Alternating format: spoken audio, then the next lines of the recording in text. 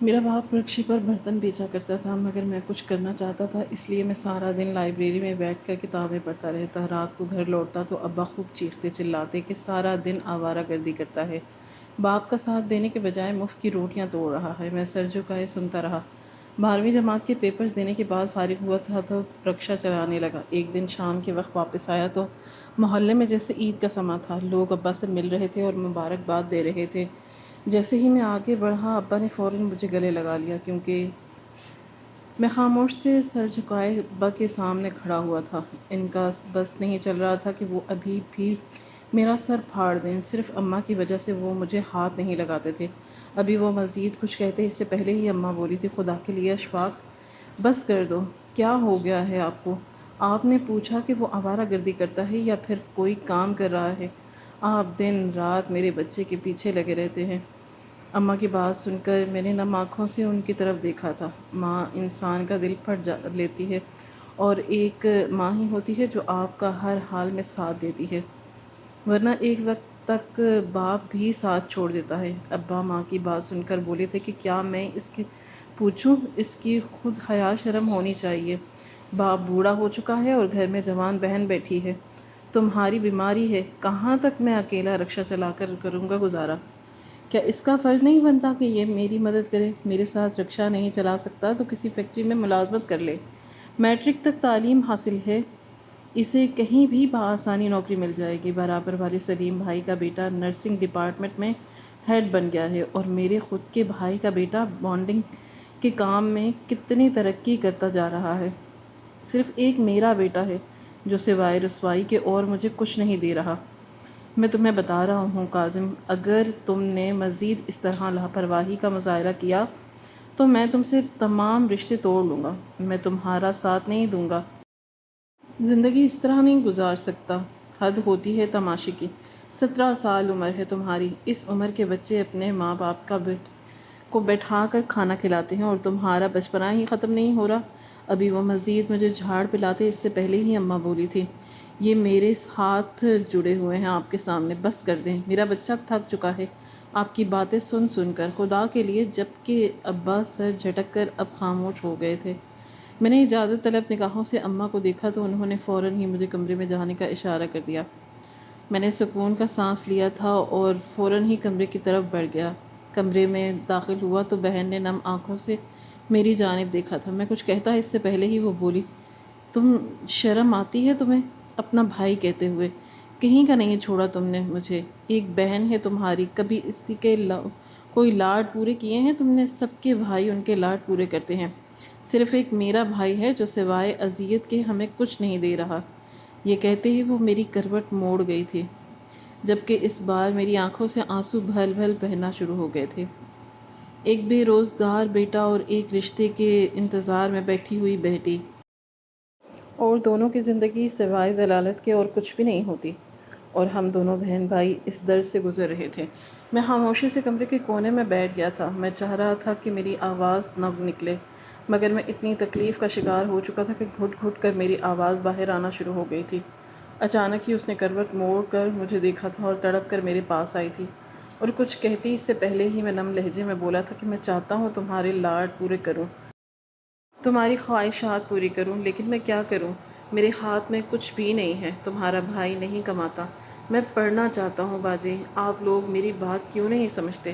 ہر ماں باپ اپنی اولاد کو اعلیٰ تعلیم دلاتے ہیں، تو بابا کیوں نہیں دلا سکتے؟ ہاں مانتا ہوں ان کے پاس اتنے وسائل نہیں ہیں، رکشے میں اتنا پیسہ باہر نہیں آ سکتا، لیکن آپ ایک کوشش تو کر سکتے ہیں نا، یا پھر مجھے خود تو کرنے دیتے۔ اگر آپ لوگ مجھے یہی طعنے دیتے رہیں گے تو آگے کیسے پڑھوں گا؟ صرف ابھی کی زندگی نہیں ہے، آگے ایک بہت بڑی زندگی پڑی ہوئی ہے۔ آپ کی شادی کرنی ہے، گھر بنانا ہے، میری اپنی شادی ہونی ہے، میرے بچوں کا مستقبل۔ میں صرف ایک چیز نہیں سوچ رہا، مجھے کچھ وقت چاہیے، لیکن آپ لوگ میرا درد نہیں سمجھ رہے۔ صرف آپ لوگوں کو پیسے سے مطلب ہے، اور میں وہ ابھی نہیں لا سکتا۔ یہ کہتے ہی میں اپنی جگہ سے کھڑا ہو گیا تھا اور بنا اپنی بہن کی حالت دیکھے اور پرواہ کیے بغیر چھت پر چلا گیا۔ مجھ سے میرے آنسو بالکل بھی نہیں رک رہے تھے۔ میٹرک نہیں بلکہ میں نے عذاب پاس کیا تھا۔ ایسا لگتا تھا کہ جس سے میرا بچپن ان لوگوں نے نوچ کر مجھ سے چھینا ہے۔ کاش میں اب تک اسکول میں ہی ہوتا۔ کافی دیر تک میں چھت پر تنہا بیٹھا آسمان کو دیکھتا رہا۔ مجھے خوب رونا آ رہا تھا۔ میں اپنی تکلیف کسی کو بتا نہیں پا رہا تھا۔ میں کیا محسوس کر رہا ہوں۔ چند باتیں باجی کو بول کر میں خود ہلکان ہو گیا تھا۔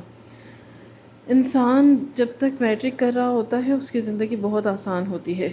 کچھ بچوں کی زندگی میں مشکلات ہوتی ہیں، پیسوں کی تنگی ہوتی ہے، مگر وہ اذیت بھری زندگی نہیں ہوتی جو میٹرک کے بعد ایک بچے کی شروع ہو جاتی ہے۔ میٹرک میں ہونے کے باوجود بابا نے کبھی مجھے کوئی طعنہ نہیں دیا تھا، ہمیشہ مجھے سر آنکھوں پر بٹھایا تھا۔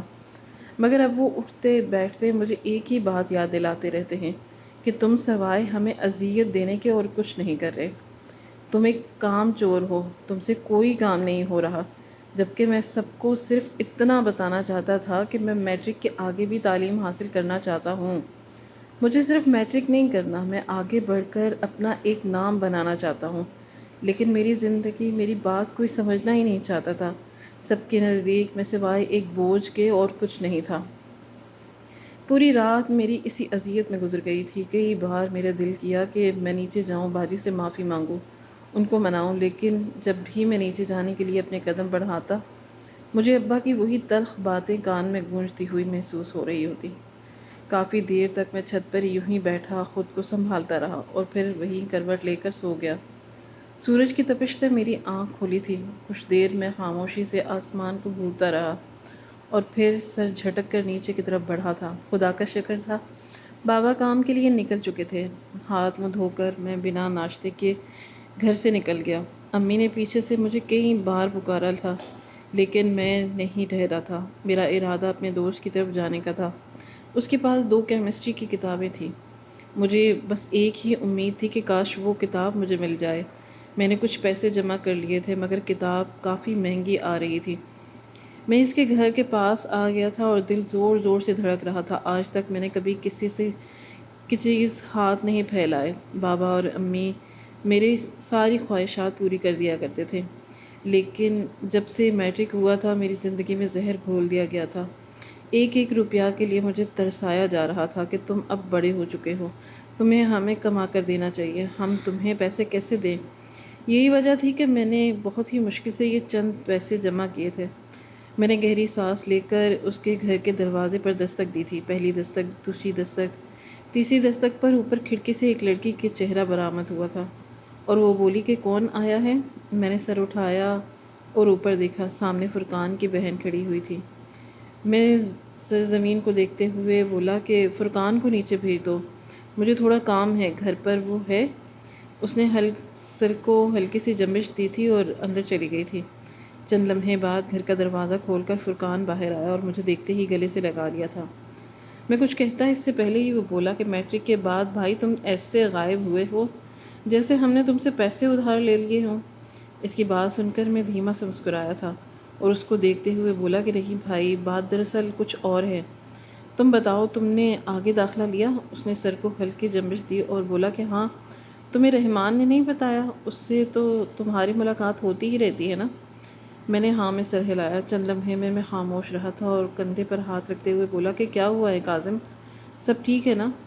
اس کا فکر مند لہجہ سن کر میں نے سر ہلایا تھا اور اس کو دیکھتے ہوئے بولا کہ رحمان بتا رہا تھا کہ غلطی سے تمہارے پاس کیمسٹری کی 2 کتاب آ گئی ہیں، کیا تم ایک کتاب مجھے دے سکتے ہو؟ میری بات سن کر فرقان میری آنکھوں میں دیکھتے ہوئے بولا کہ کوئی مسئلہ ہوا ہے تو تم اپنے دوست سے شیئر کر سکتے ہو، مجھ سے جو ممکن ہو سکے گا کہ میں تمہارے لیے کروں گا۔ اس کی بات سن کر میں نے سر کو نفی میں ہلایا اور محض اتنا بولا کہ مجھے بس کتاب کی ضرورت تھی، اگر تم دیتے تو تمہاری بڑی مہربانی ہوتی، میں تمہیں پیسے تھوڑے تھوڑے کر کے دے دوں گا، ابھی میرے پاس 200 روپے ہیں۔ میری بات سن کر وہ مسکرایا اور مجھے دیکھتے ہوئے بولا کہ ارے تم سے بڑھ کر ہے، کتاب لے لو۔ دراصل میں سوچ رہا تھا اس کتاب کو واپس کر کے 10 ایئر کا کوئی نوٹس لے لوں، مگر تمہیں اگر چاہیے تو میں دے دیتا ہوں اور تمہیں یہ پیسے دینے کی کوئی ضرورت نہیں ہے، میرے تو ویسے بھی کسی کام کی نہیں ہے۔ میں نے سر کو نفی میں ہلایا تھا اور اس کو دیکھتے ہوئے بولا تھا کہ نہیں بھائی، تم بھی تو آگے کوئی نہ کوئی کتاب لے ہی رہے ہو، بہتر ہے کہ کچھ پیسے لے لو، باقی میں تمہیں بعد میں دے دوں گا۔ میری بات سن کر اس نے میرا کندھا تھپتھپایا اور واپس گھر کے اندر چلا گیا۔ تھوڑی دیر بعد وہ کیمسٹری کی کتاب لے کر آیا تھا اور میری طرف بڑھاتے ہوئے بولا کہ دوستوں میں بھاؤ تال نہیں ہوتا، میں بول رہا ہوں نا، تم لے لو، اور ہاں، اگر کسی بھی کتاب کی تمہیں کوئی ضرورت محسوس ہو تو میرے پاس آ جانا، میں تمہیں دے دوں گا۔ میرا تو ویسے بھی تم جانتے ہو زیادہ تر تیاری میں نوٹ سے کرتا ہوں، بس یہ کوچنگ سینٹر والے کہتے ہیں کہ کتاب خرید لو۔ اس کی بات سن کر میں نے کوئی جواب نہیں دیا تھا، بس اس کا شکریہ ادا کر کے گھر کی راہ لے لی تھی۔ دل دماغ عجیب کیفیت میں مبتلا تھا۔ گھر کے دروازے کے پاس پہنچ کر بھی میں اندر نہیں جا پایا تھا۔ مجھے معلوم تھا کہ اندر جاؤں گا تو باجی کا سامنا کرنا پڑے گا۔ کل رات جتنی باتیں میں نے انہیں سنائی تھیں، اب مجھ میں ہمت نہیں تھی کہ میں انہیں دیکھ بھی پاتا، اس لیے چپ چاپ میں نے اپنے قدم پچھلی گلی کی طرف بڑھا دیے تھے۔ ہماری گلی میں ایک بڑی سی لائبریری موجود تھی۔ میرے بابا باجی یا امی کو نہیں معلوم تھا کہ سارا دن میں یہاں گزارتا تھا۔ میں سارا دن یہاں بیٹھ کر اپنے امتحان کی تیاری کرتا رہتا تھا۔ بابا نے مجھے داخلہ لینے سے منع کر دیا تھا۔ ان کا کہنا تھا کہ تمہیں اب میں نوکری کرواؤں گا، تم نے جتنی تعلیم حاصل کرنی تھی تم کر چکے ہو۔ مگر میں نے ان سے چھپ کر 11ویں جماعت کا ایڈمیشن لے لیا تھا اور اس لائبریری میں بیٹھ کر میں چھپ کر اپنے امتحان کی تیاری کر رہا تھا۔ مگر مجھے معلوم ہی نہیں تھا کہ میرا یہ عمل میرے لیے کتنی بڑی آزمائش کھڑی کرنے والا ہے۔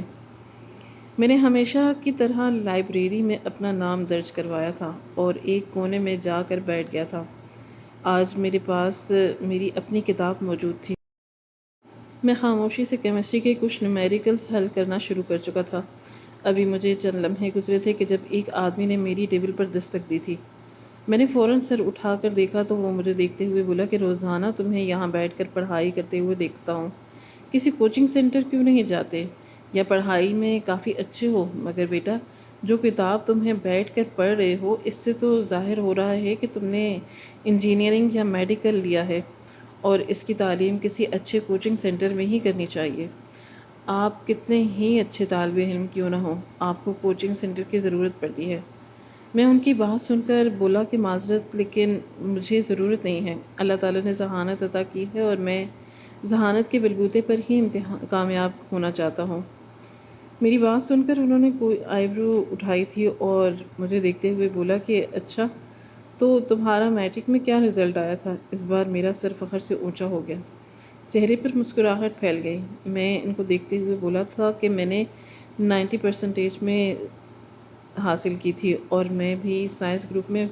میری بات سن کر انہوں نے میری کندھا تھپتھپایا اور مجھے دیکھتے ہوئے بولے تھے کہ دراصل میں ایک کوچنگ سینٹر چلاتا ہوں، میرا نام ذوالفقار احمد ہے۔ اگر تمہیں میرے کوچنگ سینٹر میں اپلائی کرنا ہو تو تمہیں اچھا ڈسکاؤنٹ ملے گا۔ یہ کہتے ہی انہوں نے اپنا کارڈ میری طرف بڑھایا تھا، جبکہ میں سر نفی میں ہلاتے ہوئے قدرے مایوسی سے بولا تھا، نہیں سر، میں فیس 1 روپے کی بھی افورڈ نہیں کر سکتا، میرے پاس اتنے وسائل نہیں ہیں کہ میں کتاب خرید سکوں۔ آپ کا بہت شکریہ، آپ نے مجھے اتنی اچھی آفر کی۔ یہ کتاب بھی میرے دوست کی ہے، اس نے غلطی سے ڈبل کتاب خرید لی تھی اور اب اس سے ادھار لے کر میں پڑھائی کر رہا ہوں۔ میری بات سن کر چند لمحے وہ خاموش رہے تھے اور پھر مجھے دیکھتے ہوئے بولے کہ اچھا، تم یہ دکھاؤ کس طرح تم اپنے نومیریکل حل کر رہے ہو۔ میں نے ایک نگاہ ان کے چہرے پر ڈالی تھی اور پھر خاموشی سے اپنی کتاب ان کی طرف بڑھا دی۔ چند لمحے تک وہ کتاب کا مطالعہ کرتے رہے اور پھر مجھے دیکھتے ہوئے بولے کہ یوٹیوب سے تیاری کرتے ہو؟ میں نے سر کو نفی میں ہلایا تھا اور ان کو دیکھتے ہوئے بولا کہ اندازاً تیاری کرتا ہوں، اور آپ بتائیں ٹھیک طرح سے میں نے حل کیے ہیں؟ جواب تو صحیح آ رہا ہے، میں نے پیچھے چیک کیا تھا۔ میری بات سن کر وہ متاثر ہوئے بغیر نہ رہ سکے۔ وہ مجھے دیکھتے ہوئے بولے کہ مجھے یقین نہیں آ رہا کہ تم نے یہ خود اپنے بلبوتے پر حل کیا ہے۔ تمہیں معلوم ہے انہیں حل کرنا بہت ہی مشکل ترین عمل ہے، ہر طالب علم اس میں ضرور اٹکتا ہے، کچھ ٹیچرز بھی اٹک جاتے ہیں، مگر شاباش ہے تم پر کہ تم نے اتنی آسانی سے حل کر لیے۔ میں تمہیں ایک آفر دینا چاہتا ہوں، اگر تمہیں وہ آفر اچھی لگے تو ویلکم۔ میں اب ان کی طرف پوری طرح سے متوجہ تھا۔ وہ مجھے دیکھتے ہوئے مزید بولے کہ مجھے 9th اور میٹرک کے کلاس کے لیے ایک میتھ ٹیچر کی ضرورت ہے۔ اگر آپ میرے کوچنگ سینٹر میں بطور میتھ ٹیچر آ جائیں تو میں آپ کو اچھی تنخواہ دوں گا اور اس کے بدلے آپ مجھ سے فرسٹ ایئر کا ٹیوشن لے لیں۔ تنخواہ ملے گی تو تم اپنا پڑھائی کا خرچہ بآسانی نکال سکتے ہو۔ اب جو تمہیں مناسب لگے۔ اس کی بات سن کر میری آنکھوں میں آنسو آ گئے تھے۔ میں نے بہت مشکل سے اپنے جذبات پر قابو رکھا۔ میں ان کو دیکھتے ہوئے بولا کہ جی سر، اگر آپ کے لیے یہ ممکن ہے تو پلیز میں حاضر ہو جاؤں گا۔ جبکہ وہ میرا کندھا تھپتھپاتے ہوئے بولے کہ مجھے تم جیسے ہی طالب علم کی ضرورت ہے۔ یہ میرا کارڈ رکھ لو، تم اس کارڈ کے موجودہ پتے پر آ جانا، انشاءاللہ تمہارا کام بن جائے گا۔ یہ کہتے ہی وہ کاؤنٹر کی طرف بڑھ گئے تھے۔ وہ کچھ کتابیں خریدنے کے لیے آئے تھے اور کتابوں کی پیمنٹ کر کے انہوں نے باہر کی راہ لے لی تھی، جبکہ مجھے ایک سنہرا خواب دکھا چکے تھے۔ میں نے بے اختیار سر آسمان کی طرف اٹھایا تھا۔ مجھے یقین نہیں آ رہا تھا کہ قدرت اس طرح بھی مہربان ہو سکتی ہے۔ یقیناً میرے اللہ کو کل میرا رونا برداشت نہیں ہوا تھا، اسی لیے آج اس نے میرے لیے غیبی مدد بھیج دی تھی۔ کافی دیر تک میں بس چھت کو ہی گھورتا رہا اور پھر بے اختیار شکر ادا کر کے میں واپس میز پر بیٹھ گیا۔ مجھے اب صرف کل کا انتظار تھا۔ کافی دیر تک میں نے لائبریری میں بیٹھ کر کچھ نیومیریکلز حل کیے تھے اور پھر گھر کی طرف بڑھ گیا تھا۔ میرا ارادہ باجی کو اس خوشخبری کے بارے میں بتانے کا تھا۔ آپ کے بھائی کو جاب بھی مل گئی ہے اور کوچنگ سینٹر میں پڑھائی کرنے کا موقع بھی مل گیا ہے۔ تقریباً شام 5 بجے کے قریب میں نے لائبریری سے باہر قدم رکھا تھا۔ میں سیدھا اپنے گھر کی طرف بڑھا تھا۔ گھر میں داخل ہوا تو ابا کی چنگھاڑتی ہوئی آواز میرے کان کے پردے سے ٹکرائی تھی۔ بیڑا غرق ہو کاظم تمہارا، تمہاری ماں نے رو رو کر اپنا برا حال کر دیا ہے اور تمہیں گھر کا ہوش ہی نہیں ہے۔ کہاں گئے ہوئے تھے تم؟ وقت دیکھا ہے تم نے؟ صبح 10 بجے کے نکلے ہوئے ہو تم۔ انسانیت بھی کسی شے کا نام ہے۔ اگر تمہیں ہماری قدر نہیں ہے، ہم سے محبت نہیں ہے، کم از کم ایک اولاد کے رشتے سے ہی سوچ لیا کرو۔ پیچھے تمہاری ماں تمہارے انتظار میں پاگل ہو رہی ہوتی ہے۔ ابا کی بات سن کر میں نے فوراً اماں کے کمرے کی راہ لی تھی۔ کمرے میں داخل ہوا تو وہ بیڈ پر بیٹھی مسلسل روئے جا رہی تھیں۔ مجھے دیکھتے ہی انہوں نے اپنی باہیں پھیلا دی تھیں۔ ہائے میرے کاظم، کہاں گئے تھے تم؟ تم نے مجھے ڈرا دیا تھا۔ تمہیں کبھی کچھ کہا ہے جو تم مجھے سزا دے رہے ہو؟ جبکہ اماں کی آنکھوں سے نکلتے ہوئے آنسو میں اپنی ہتھیلی سے صاف کرتے ہوئے بولا کہ اماں کیا ہو گیا ہے آپ کو؟ میں روز جاتا ہوں اور اسی وقت گھر لوٹتا ہوں، پھر کیوں روتی ہیں آپ؟ جبکہ وہ فوراً بولی تھی کہ رات کو تمہارے ابا نے ڈانٹا، تمہاری بہن نے لڑائی ہوئی، اکیلے تم چھت پر سوئے، صبح ناشتہ نہ کیا۔ میں کیسے تمہاری وجہ سے پریشان نہ ہوتی؟ خدا نخواستہ اگر تمہیں کچھ ہو جائے تو میرا کیا ہوگا؟ یہ باپ بیٹی تو سدا کے بے صبرے ہیں۔ مجھے یقین ہے میرا بیٹا ایک دن ضرور کامیاب ہوگا۔ مجھے میرے بیٹے پر فخر ہے۔ یہ کہتے ہی امنہ نے مجھے سینے سے لگا لیا تھا اور میرے بالوں میں ہاتھ پھیرتے ہوئے بولی تھی کہ اب تم اس طرح کبھی بھی بنا ناشتہ کیے نہیں جاؤ گے۔ میں تم سے کبھی بات نہیں کروں گی۔ جبکہ میں نے ان کا ماتھا چوما تھا اور ان کے ہاتھ تھامتے ہوئے بولا کہ بے فکر رہیں، کہیں نہیں جاتا میں، ہاں بس اب کوچنگ جایا کروں گا۔ میں نے ایک جگہ بات کی ہے، وہاں میں بچوں کو ٹیوشن پڑھاؤں گا۔ ابا کی ٹینشن بھی ختم ہو جائے گی اور آپ کو بھی راحت ملے گی۔ میں کہیں آوارہ گردی نہیں کر رہا۔ میری بات سن کر اماں بے یقین نظروں سے مجھے دیکھا۔ میں مزید کچھ کہتا اس سے پہلے ہی ابا کی آواز میرے کان کے پردوں سے ٹکرائی تھی۔ کیا ہی مل جائے گا تمہیں کوچنگ میں؟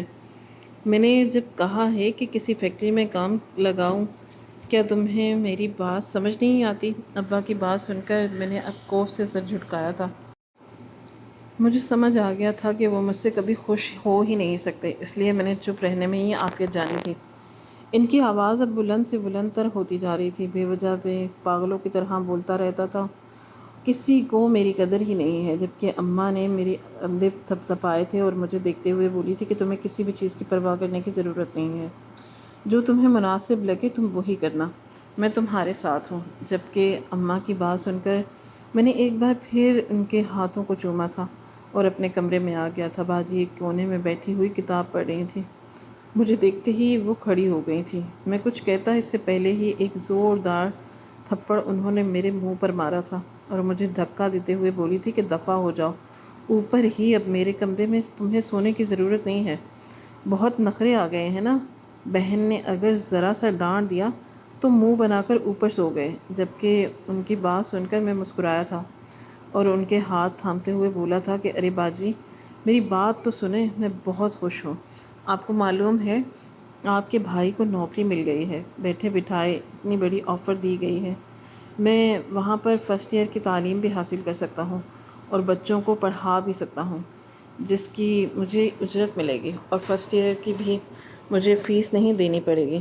میں خوشی سے جھوم اٹھا تھا، جبکہ میری بہن مجھے گلے سے لگاتے ہوئے بولی کہ کاظم مجھے معاف کر دو، میں نے کل تم سے بے وجہ اتنی بدسلوکی سے بات کی، میرا وہ مطلب نہیں تھا، بابا کی وجہ سے میرا دماغ خراب ہوتا جاتا ہے، لیکن اب میں نے یہ سوچ لیا ہے کہ میں تمہارے معاملے میں نہیں بولوں گی۔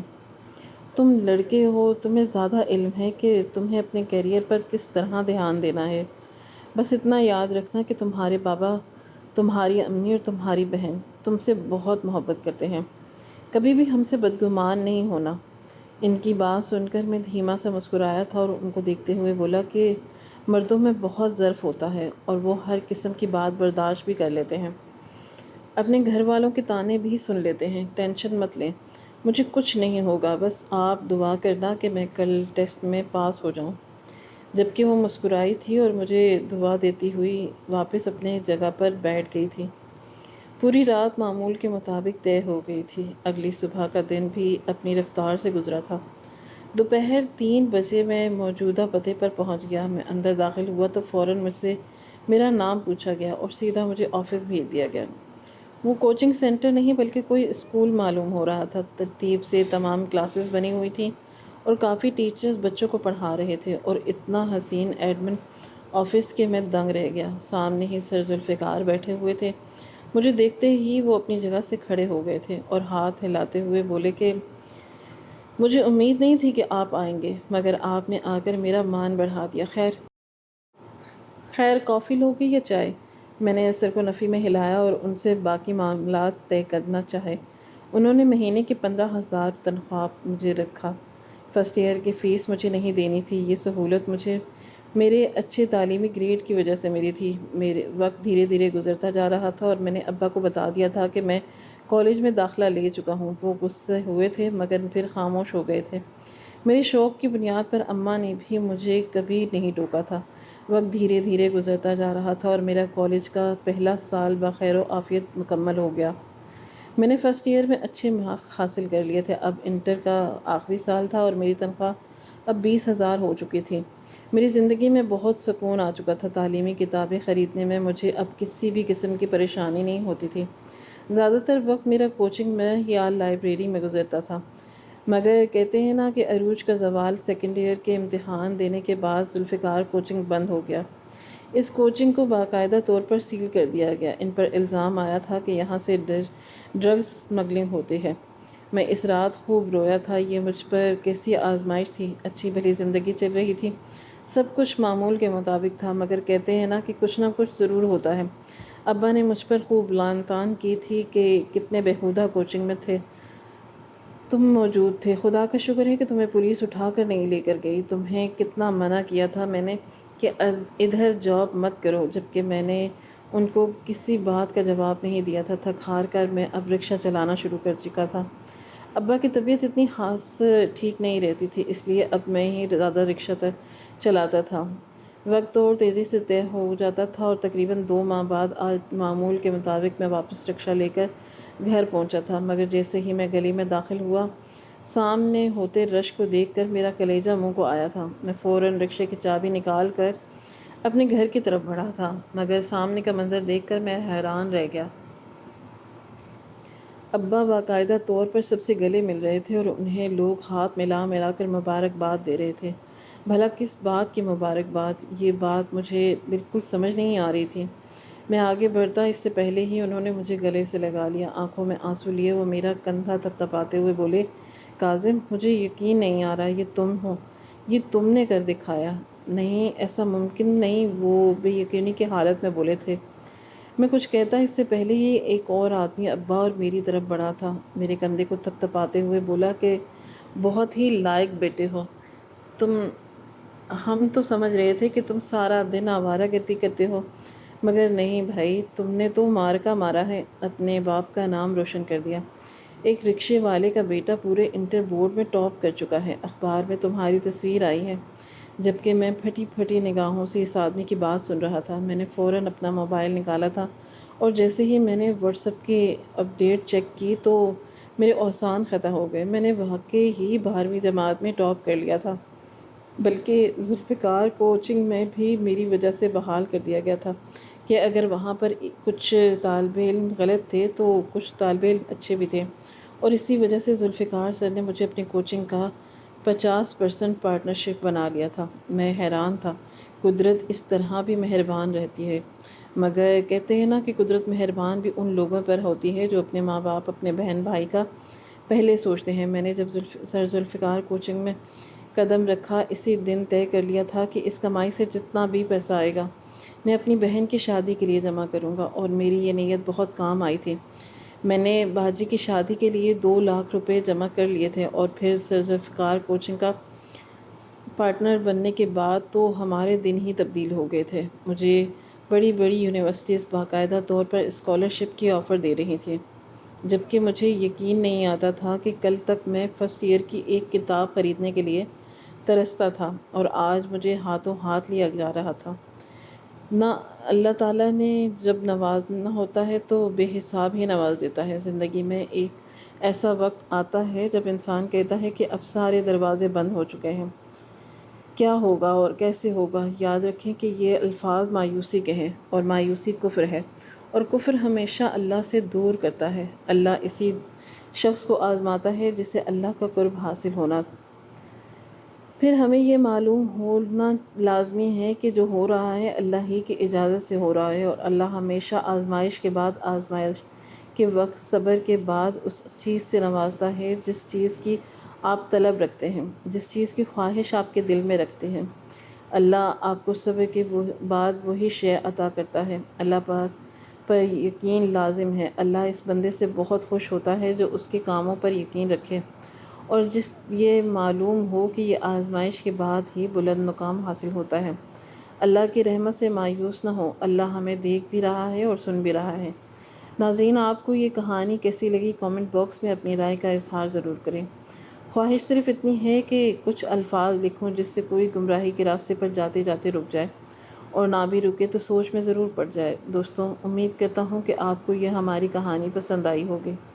کہانی پسند آئی ہو تو ویڈیو کو لائک کریں، کامنٹ کریں، شیئر کرنا کبھی نہ بھولیں، اور ہاں، اگر آپ اس چینل پر نئے ہیں تو اس چینل کو سبسکرائب کریں اور نوٹیفیکیشن کو ضرور دبائیں تاکہ آنے والی ویڈیو آپ کو مل سکے۔ کل ایک نئی اور دلچسپ کہانی کے ساتھ حاضر ہوں گے۔ اللہ حافظ۔